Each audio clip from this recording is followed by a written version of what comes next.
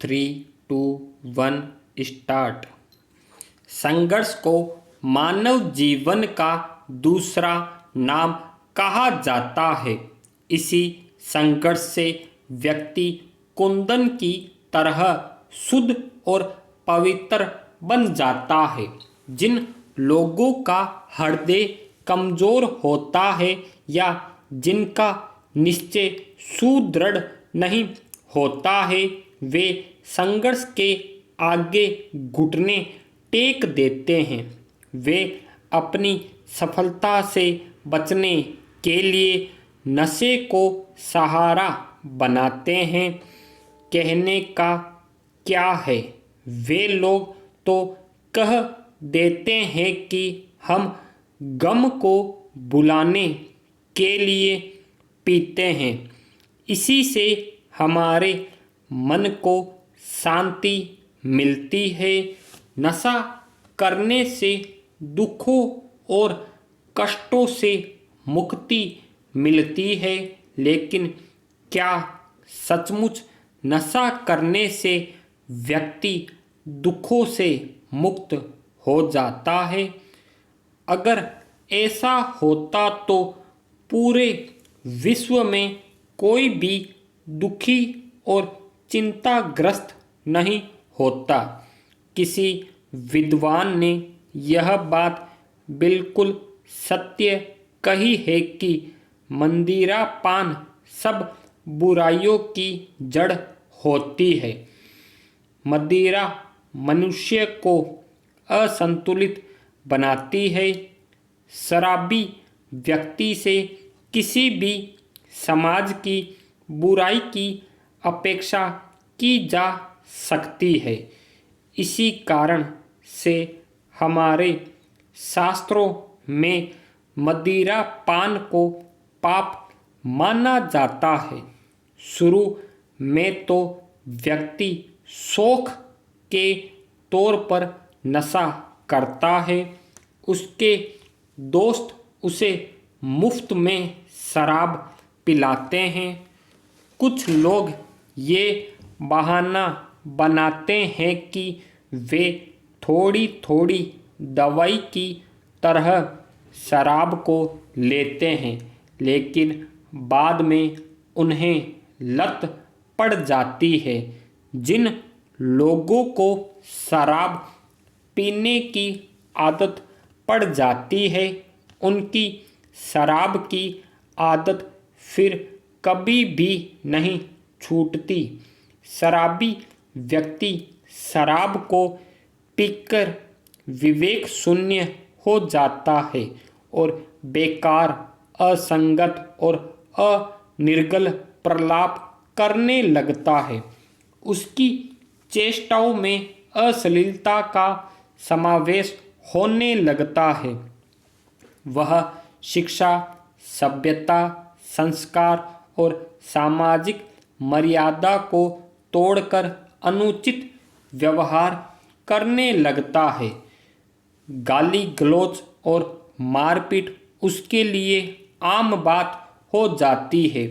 कहने को तो कम मात्रा में शराब दवाई का काम करती है। डॉक्टर और वैद्य भी इसकी सलाह देते हैं, लेकिन ज़्यादा तो प्रत्येक वस्तु का बुरा है। ज़्यादा पीने से ये शराब जहर बन जाती है। नशे की लत से हमने बड़े बड़े घरों को उजड़ते हुए देखा है।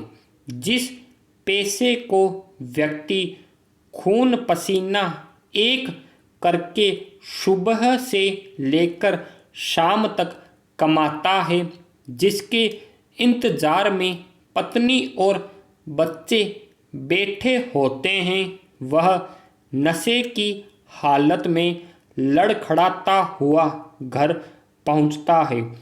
पड़ोसी उसे देखकर उसका मजाक उड़ाते हैं। मोहल्ले वाले उसकी बुराई करते हैं, लेकिन बेचारी पत्नी कुछ नहीं कह पाती है। वह केवल एक बात से डरती रहती है कि उसका शराबी पति उसे आकर बहुत पीटेगा, इसलिए वह बेचारी दिल पर पत्थर रखकर जीवन को गुजार देती है। विषैली शराब के दुष्परिणाम को रोज अखबारों में पढ़ा जा सकता है। आर्थिक संकट होने की वजह से वह घटिया शराब पीने लगता है। शराब वाले भी ज़्यादा पैसे कमाने के लिए शराब में मिलावट कर देते हैं। इस तरह की मिलावट शराब हजारों की जान ले चुकी है। तब भी यह प्रक्रिया समाप्त नहीं हुई है। पुलिस और सरकार की आंखों के नीचे यह काम बहुत ही तेजी से चल रहा है। लोग शराब पी रहे हैं और मर रहे हैं। समाचार पत्र छप रहे हैं और सब कुछ हो रहा है। सिनेमा में भी बार बार इस बात को बताया जा रहा है, लेकिन सरकार इसके विरुद्ध कदम ही नहीं उठा रही है। इसका कारण यह है कि शराब बेचने वालों को राजनेताओं का संरक्षण मिला हुआ है। पश्चिमी सभ्यता के अंधाधुंधीकरण ने शराब सेवन को बहुत ही बढ़ावा दिया है। शराब को पश्चिमी राष्ट्र के लोगों के लिए अनुकूल माना गया है, क्योंकि वहाँ पर सर्दी अधिक पड़ती है। हमारा भारत एक कृषि प्रधान देश है। शराब को यहाँ के वातावरण के प्रतिकूल माना जाता है। देश में शराबबंदी के बहुत से लाभ हो सकते हैं।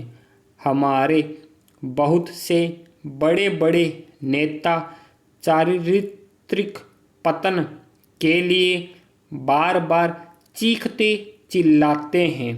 नशाबंदी कानून के लागू होने से उन्हें रोना नहीं पड़ेगा।